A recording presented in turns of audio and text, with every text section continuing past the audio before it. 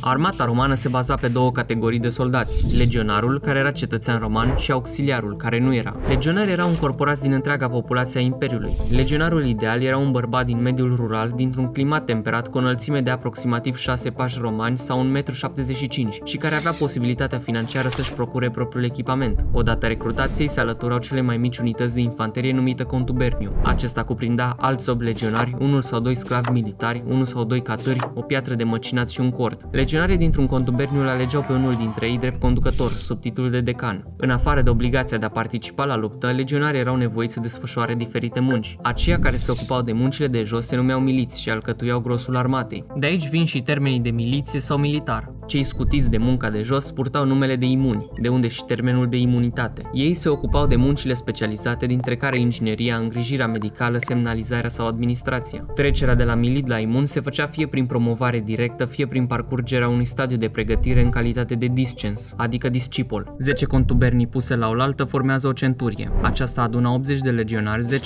de sclavi, 10-20 de animale de povară și 10 corturi. La conducerea centuriei se aflau principalii. Aceștia erau signiferul, purtătorul standardului, teserariul, locotenentul adjunct și comandantul gărzii centuriei, optionul, prim locotenentul și, nu în ultimul rând, centurionul sau sutașul, ofițerul principal și comandantul centuriei. 6 centurii numerotate de la 1 la 6 formau principala unitate operațională a armatei romane, cohorta. Aceasta aduna 480 de legionari, 30 de ofițeri, între 60 și 120 de sclavi, între 60 și 120 de animale de povară și 60 de corturi. Atunci când cohorta era formată din non-cetățeni, aveam de-a face cu o unitate auxiliară. Pe de altă parte, dacă era formată din cetățeni, ea era condusă de sutașul primei centurii, care avea și cea mai vastă experiență militară și care purta numele de pilus prior. Restul sutașilor din cohortă erau denumiți după cum urmează: pilus posterior pentru a doua centurie, princeps prior și princeps posterior pentru centuriile 3 și 4 și a status prior respectiv a status posterior pentru centuriile 5 și 6. Cohortele puteau fi simple sau duble, iar 10 cohorte, alături de o unitate de călărime, equites legionis, formau cea mai mare și mai bine cunoscută unitate romană, legiunea. Unitățile de călărime ajungeau până la 120 de călări împărțiți în 4 grupe de câte 30, numite turme, care aveau îndatorirea de a fi gărzile de corp ale generalului sau iscoadele. Fiecare turmă era condusă de un decurion și de cei 2 adjuncți ai săi, duplicariul și sescuiplicariul, și era însoțită de un purtător de standard denumit inițial signifer, iar după cucerirea Dacii draconar, deoarece purta lupul dacic sau draconul. Trăgând linie, legiunea aduna 5120 de soldați, 295 de ofițeri, 1400 de sclavi și 1400 de animale de povară și 660 de corturi. Pe lângă acestea, legiunea avea la dispoziție și echipamente de artilerie. Spre exemplu, un scorpion pentru fiecare centurie, adică 600 per legiune, și o balistă medie pentru fiecare cohortă, adică 10 per legiune. Din pricina dimensiunilor colosale, desfășurarea unei întregi legiuni pe câmpul de luptă era o raritate și, în consecință, romanii desprindeau din legiune detașamente pentru misiuni temporare de dimensiunea unei cohorte sau chiar a 2 cohorte numite vexilațiuni. Cartierul general al legiunii era Castrul Legiunii, un complex rectangular de aproximativ 200.000 de metri pătrați. El era minduit drept bază de operațiuni militare în teritoriu și era prevăzut cu edificii administrative, căzărmi, infirmerii, grânare, depozite de arme și multe altele. Fiecare legiune avea denumirea și simbolul ei, a 13-a Gemina, a 4-a Macedonica, dar pe lângă acestea toate legiunile purtau și acvila romană sau vulturul legionar. Acest standard era adăpostit într-un sanctuar deosebit în centrul castrului, iar când era adus pe câmpul de luptă, el era purtat de un soldat numit aquilifer. Această sarcină aducea soldatului nu numai prestigiu, ci și un bonus consistent la soldă. Asemenea centurilor dintr-o cohortă numerotate de la 1 la 6, cohortele dintr-o legiune erau numerotate de la 1 la 10, în funcție de experiența militară a legionarilor. Sunt câteva idei de reținut în legătură cu prima cohortă. În primul rând, ea era o cohortă dublă. Era alcătuită din veterani și ajungea până la 800 de legionari. Purtătorul acvilei legiunii era desemnat din această cohortă și, nu în ultimul rând, conducătorii ei aveau o titulatură specială. Dintre cei 6 centurioni, 5 erau primii ordines, iar al 6-lea prima pilă sau primus pilus. El era ales în această poziție de către ceilalți centurioni pentru o perioadă de 1 an. La sfârșitul acestei perioade putea candida la funcția imediat superioară de prefect al castrului, prefectus castrorum. Deasupra acestora se afla legatul legiunii sau prefectul ecvestru. El era ajutat de 6 adjuncți denumiți tribuni militari, 5 tribuni cu banderolă îngustă, angusticlavi, proveniți din clasa călărimii, și un tribun cu banderolă lată sau laticlaviu. Acasă la Roma, legatul legiunii era un membru al clasei senatoriale, elita alta conducătoare a statului roman, ce cuprindea în jur de 600 de senatori. El era investit de către aceștia cu imperium, anume capacitatea de a conduce trupe, pe care le orânduia în campania militară împotriva dușmanilor Romei. Însă în timp ce cetățenii legionari erau piatra de temelie a armatei romane, auxiliari erau specialiștii. Cohortele auxiliare erau recrutate de pe tot întregul imperiului, folosindu-și îndeletnicirile în slujba Romei. Câteva exemple ar fi pedestrașii, arcașii, prăștiașii, scoadele sau călării. Unitățile auxiliare de călărime purtau numele de ale, adică aripi, deoarece călărimea romană era poziționată în formație de luptă, în raport cu pedestrimea asemenea unor aripi. Acestea puteau fi atât simple, ala quingenaria, cât și duble, ala miliaria, sau parțial încălărate simple, cohor sequitata quingenaria și duble, cohor sequitata miliaria. Tot simple și duble erau și unitățile auxiliare formate doar din pedestrime, care erau și cele mai răspândite. Spre exemplu, cohortele dacice, cohors prima Ulpia Dacorum, desfășurat în Siria, și cohors prima Elia Dacorum, desfășurat în Britania. Organizarea auxiliarilor era identică cu cea a legionarilor, însă aceasta ajungea până la nivel de cohortă, adică fără legiune, iar în locul legatului se afla un comandant cetățean roman cu grad de tribun numit prefect al cohortei. Dar ce primeau la schimb acești soldați pentru eforturile pe care le făceau și pentru faptul că își riscau viața pe câmpul de luptă? Remunerația se făcea în funcție de un sistem standardizat de către împăratul Augustus. Plata era strâns legată de ierarhia armatei romane. Se făcea anual, iar pentru legionarul obișnuit era de 225 de denari pe an, plătiți în 3 tranșe numite stipendii, de 75 de denari la fiecare 4 luni. Din nefericire, soldatului nu-i rămânea toată solda, deoarece o treime se ducea pe cheltuielile militare, pe care era nevoit să le suporte el însuși, precum rația, îmbrăcămintea, armele, armura, reparațiile sau fondul comun al contuberniului, care servea drept asigurare de viață în caz că ajungea invalid de război și care îi rămânea familiei sale în caz că murea. Restul banilor puteau fi cheltuiți în funcție de nevoile și de preferințele personale ale soldatului. Puteau fi risipiți pe tot felul de distracții și plăceri, trimiși familiei sau strânși și investiți. Ținând cont că un zilier din Roma avea un venit dublu față de cel al unui soldat obișnuit, venitul nu era unul excepțional, dar pentru provinciile din afara Italiei, solda era decentă, chiar și după cheltuielile militare, fiind și de 2 ori mai mare decât venitul unui miner din Dacia sau al unui fermier african. Cel mai important avantaj fiind faptul că era un venit constant și nu exista riscul să nu-și găsească de muncă sau să aibă o recoltă proastă.